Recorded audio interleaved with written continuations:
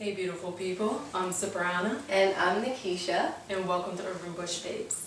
Today on Urban Bush Babes, we are going to be talking about how we detangle our hair. So we're going to have one video with Cipriana describing her detangling process, and then the next video is going to be my detangling process.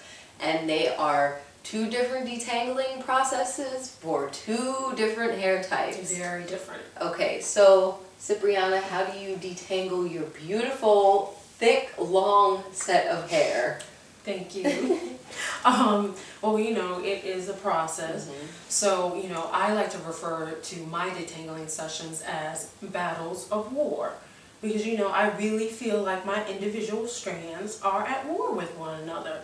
So I created a 5-weapon attack system. So my first weapon of attack is these. So I'm a good old-fashioned finger action.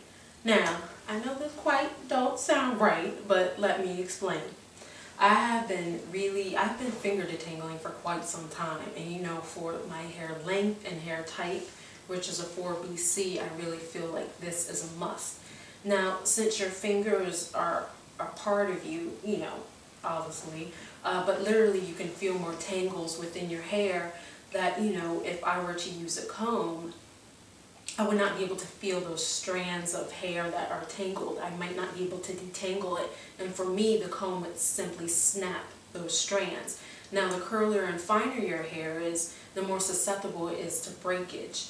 And, since your hair is more susceptible to breakage, you give those strands any reason at all, and those bad boys will snap on you. So, I have been finger detangling for quite some time, and I really have seen a major overall improvement in my hair and length, and, and density, and, it just really has worked well for me. Now, I know someone might be thinking, sitting at home, saying, girl, how the hell can she tell her hair is completely detangled without the use of a comb? And I will simply reply, experience. I tried this method years ago, and it was an epic fail. It was a hot mess. And and that's because I wasn't going through my hair properly and thoroughly detangling my hair. So this left me with patches and areas in my hair that I was beginning to dread. But now I've mastered this routine so well, I could actually run a fine-tooth comb through the detangled section of my hair without any pit stops along the way. But I would suggest to a beginner to have a wide tooth comb available if you want to try finger detangling. That way you could just run it through that section after you finish a small section of your hair. And also for me, I also keep my hair in twists. I keep my hair in small, loose twists, and I detangle weekly, so that keeps it contains those tangles into a small section versus me wearing my hair out all the time and loosely, and then I would have a larger mass of tangles to work with. Now, my second weapon of war is some simple, good old oil. You know what? The more, the better. Do not be afraid to slather it on. You might have a little bit of that soul glow effect going on, but trust, this will aid in a much easier detangling session. Let me rewind. And this will aid in a much easier detangling session.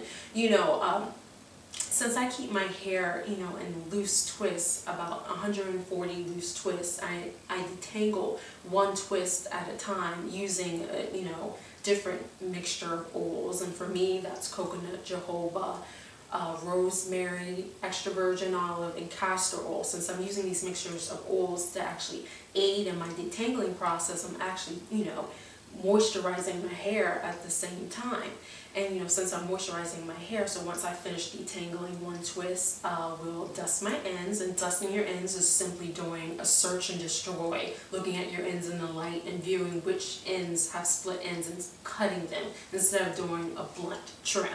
And it should look like dust falling in the air, ladies. That's what I call dusting. So, so after I finish dusting, then I will massage my scalp, oil it, and then retwist that twist. And this is a process that I will do at the end of every week for about a month until my washing process begins. And also to remember, if your hair is feeling like too dry or a little too brittle for you, for me, I will simply carefully moisturize my tangled hair, wrap it up in a scarf, and wait till the next day and try to tackle my hair. So my third weapon of war is patience. Patience and gentle handling of your hair, and you can never get enough of this weapon. Patience and gentle handling of your hair will result in less breakage, more length, and fuller hair. The only con to this is that it is more time consuming, but to really achieve healthier, thicker, and longer hair, you have to put in the work. And the longer your hair is, the more time it's going to eat up, in your detangling sessions. And also too, really, if you can try, my people, my beautiful people, if you can try not to detangle your hair when you are extremely stressed, tired, and hungry, because unconsciously you can take it out on your hair. But sometimes, detangling your hair can make you extremely stressed, tired, and hungry. So I can really feel you on that one. And my fourth weapon of war is dry detangling. For me, I cannot stress this enough. You can see the expression of my face as I'm saying this. I cannot stress enough how this has changed the life of my hair, especially for my length and my hair type. This really has become a necessity for me. It's not an option anymore.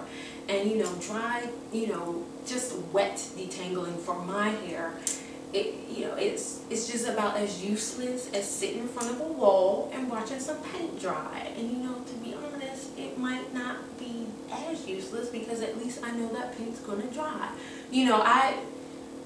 Wet detangling, let's just say my strands can get real disrespectful on me and they can curl right back up in a big tangled mess, like I'm not sitting there using my valuable time helping them stay detangled.